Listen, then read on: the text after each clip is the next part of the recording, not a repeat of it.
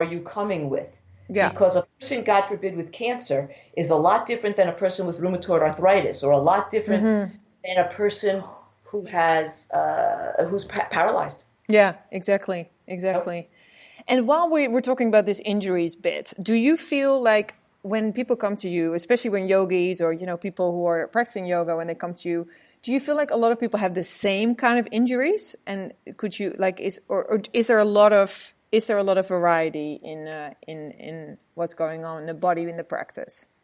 I think that there's more variety than similarity. Hmm. Now, I mean, if somebody says to me, my back hurts, well, that of course is a huge group, but it's not, but all back pain is not the same. Hmm.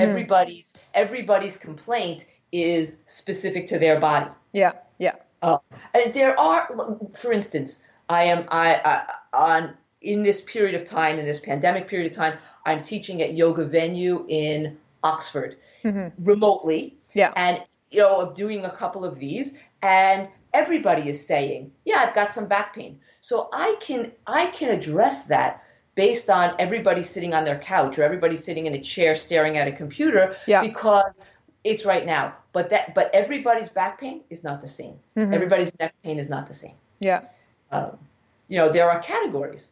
yeah. Uh, Yeah, because I mean, everybody has also individual needs in that sense of when they have an injury, right? Like, because I find it as a teacher sometimes difficult because I have had very little injuries. I mean, I come from okay. boxing and martial arts, so I had a lot of injuries then, but within yoga, I haven't, like, touch wood, have much. So it's sometimes difficult for me to say when people go, I've had this injury, what do you think I should do? And I think until you really know or have experienced it yourself, it's hard to give advice, and it's also so personal. I think like what is good for me is not good for them. I agree, and I would say that yeah, if you say what's good for me might be good for you, that could run into some troubles Yeah, because if you happen to be very, very flexible, yeah. but I am very, very stiff, we're not going to be talking the same language. Yeah, yeah, We're yeah. going to be different. And that doesn't mean that your information isn't very, very valuable, but it will be different. So you're right. I don't think that basing it on this works for me is the best place to answer that question. Yeah, yeah, yeah. But there are body types, and the more flexible body types tend towards one way, and the more stiff body types tend towards another way. Yeah. Or the people coming from the boxing world are probably more one way than the people coming from, let's say, the cycling world. Yeah, exactly. Because Yeah. boxing is very variable. You move your body. Cycling is, Yeah. you're holding your body and your legs are doing. Yeah. And so you're quite a bit different. It's Yeah. quite a bit different. Yeah, yeah, yeah, totally. Totally. Categories of things. Um, Yeah. And have you had like, so do you were saying when you were young you had a lot of injuries? Do you still have a lot of injuries yourself that you've dealt with also when you I'm were? working with my body injuries. Yeah. So let's be honest. I started yoga. Yeah, I came to the yoga world. I was about 38. I'm quite a bit older now, and I'm how old am I? I'm 56. I was just And saying that to let me go. Like, I don't want to ask her, but I think she looks so young for. She's probably, and I was around that area, but I wasn't sure, and I didn't want to ask because I didn't want to be rude. But you can ask. I'm you're 56. amazing, You know amazing. what? When I was turning 40, when I was turning 50, I'm like, look, I got 5 kids. I got a house, got a practice. I travel around the world. Yeah. Whatever. You can't be 30. No. It's Yeah. just Yeah. you don't have enough time, Yeah. so it's all right. But so I'm 56. The injuries that I came to yoga with, I had as a child. I was racing my bicycle with a friend, and I crashed. I went flying over the handlebars. I lost consciousness, and developed. I must have hurt myself then. But they didn't care about anything. They only cared about the head trauma. They only cared about the concussion. But I also had a shoulder problem, and I have worked with that shoulder problem throughout my entire adult life. But when I came to yoga at the beginning of my years in yoga, it was much less of a problem than post-menopause. And that's Interesting. just that aging of your body. Yeah. You bet. I remember David, who came to class one day, and it was at Union Square in Manhattan, and he stood up and he said, "Well, I was going to be the one." He said, "I was certain of it. I was going to beat this." He said, "I practice every day." He said, "I've been doing this for years." He said, "I was going to beat aging." and then it happened that I didn't. Yeah. And his yoga practice has changed. He Yeah, of talked course. about Yeah. how his yoga practice changed. Yeah. And we all were. There is no way to get to old age without an injury. Yeah. Without your compensations, without your habits coming, into your face and showing them to you. Yeah. And then you have to say, wow, I don't really like this, but here it is. Yeah. Or, wow, I really don't like this. Tough shit. I'm going to plow through. Yeah. I don't think it's hard for us to know which person's going to be more successful in life. That's so true. So, yeah.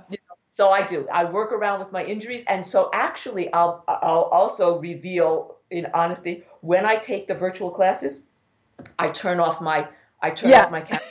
Because, Yogeshwari or Rima or somebody is calling for something and I'm not doing it because it's not right for my body today. Yeah. And I don't want anybody to feel like, did I do the wrong thing? Or nobody should see me as the yoga anatomy teacher, but also just me as a person. Like, don't follow me. I have to do my thing. Yeah, you do and your when practice. And here in New Jersey, I sort of stay in the back of the class because there are some things that my shoulder does not tolerate. Yeah. And I'm going to modify. Yeah. And it's perfectly fine for everybody. Yeah. Right. Yeah. And I will. I've never shared this at all anywhere, but I was recently in February. I was on my way to teacher training in India, actually, and just by chance went for a DEXA scan because I got to an age where they said, you know what, you're 5 years post-menopause, go for a bone density. And I went for a bone density, totally oblivious. I'm a yogi, I'm active, I've been doing these things. Severe osteoporosis. Oh, wow. Severe osteoporosis. I'm like, I called my doctor. I said to my doctor, are you sure? This is totally Are you sure? He says, it must have been a mistake. Go for a second one. It came back worse. Oh, and God. It was so my choice is severe osteoporosis. Now, severe osteoporosis at my age without a fracture, blah, blah, blah. Okay. But you cannot ignore that. And I have completely changed my yoga practice. Yeah. Because I can't be stupid.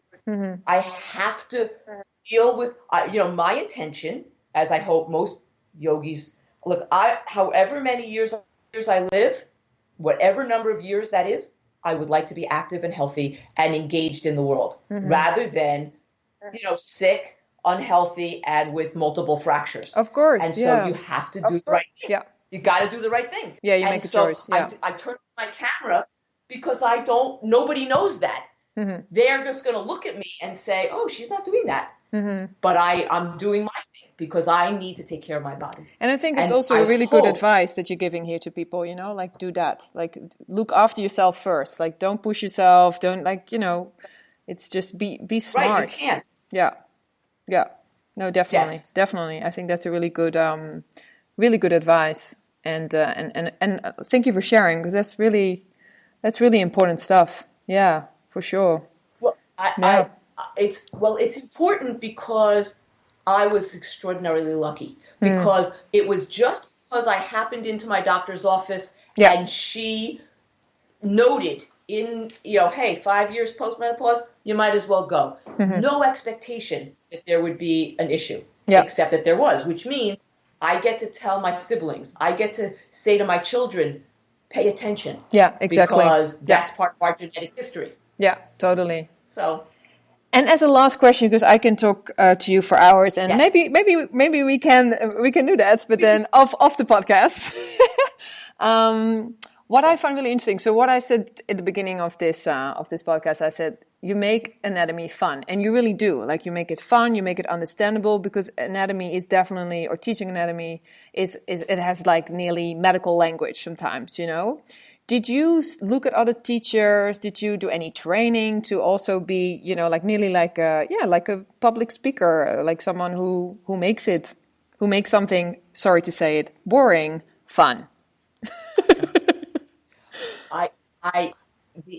I think, well, first of all, thank you for the compliment, because that actually was a goal of mine, was to take anatomy and chunk it down so that it is understandable to the group of people going out there and dealing with bodies. Yeah. And I was really concerned when I began that people who were teaching yoga were not steeped in great understanding of the anatomy and of their bodies. But yet that yoga people were flocking to yoga. So no, I did not take a class. I you know, my father used to yell at me, you know, don't slur your words, you know, end all of your sentences, and, you know, try to speak in a way that other people would understand you. So maybe it's his voice in my head. Yeah. But the other thing is, I actually did listen to other people teaching, and I said, no, nobody's going to understand that. Yeah, you see, that's not an easy way. You know, I have looked through anatomy books. People ask me all the time, what do you recommend? I've looked at many anatomy books. They might be great. If you pick that one up, you would be lost. It's not worthwhile. It's not worthwhile. Yeah. And I do worry. Sometimes when I'm teaching that I'm repetitive, or that I'm boring, or that I've chunked something down, and you might walk away thinking that's the whole story when there's a ton of other information. But you can only learn what you can learn at a given moment in time. But I think the repeating that you're doing is actually really good, and like bringing it back. And so what we just did, like, let me show you one more time, because your language of the anatomy language is not my language. Like, even though I'm a yoga teacher, anatomy is something that I don't know a lot about. So I need that repetition, and it doesn't get boring. It's actually like, oh yeah, let's redefine it and, you know, confirm it. And no, you're a wonderful teacher. Like, I keep saying it. It's just. Thank you. But Anna's right here with me. She agrees. Laughing because I am terrible at learning languages. I'm not the linguist in the family. My brother is a linguist. He'll learn any language, and I stumble and fumble. Yeah. But I learned Sanskrit by going to class and having people use terminology. They said, absolutely, yeah, you know, Shalabhasana, locust pose. You know, Adho Mukha Shavasana, downward facing dog. And over time, I made that association, and that was how I could pick it up. Yeah. And then I would go out and learn what I wanted to learn. Yeah. And I feel the same. I learned from that if you do that in anatomy, people will come to understand. Absolutely. Yeah. And I think you really do that. I think you've definitely used that kind of, you know, way of teaching. Let's tie these together. Yeah. And then definitely. And people can find you. So you have a website, I think, and also on Instagram.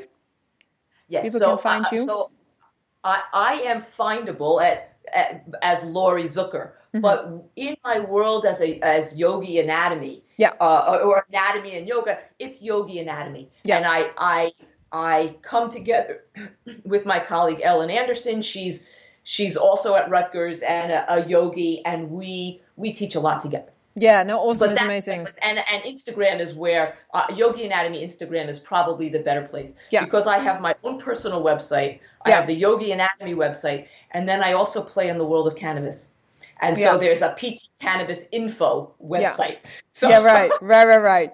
So the best one, we'll put them all in the notes, and people can. Yogi Anatomy is exactly. I'll put that in the notes so people can find you, and I'll be the first one to sign up for your online course, Lori. Absolutely, yeah. And the second one is already standing over there. Yeah, no, I want to thank you so much for taking the time, and know that it was all these years ago, but I've always remembered you, and I really respect you, and I'm really grateful for all your sharing, and also your openness of always, being able to reach out to you. You're very, you're so, you can't just, send you an email like, I have this question, and you'll send an email back straight away. It's amazing. It's a very good, you're such a valuable resource for us yoga teachers. So, well, I have to say,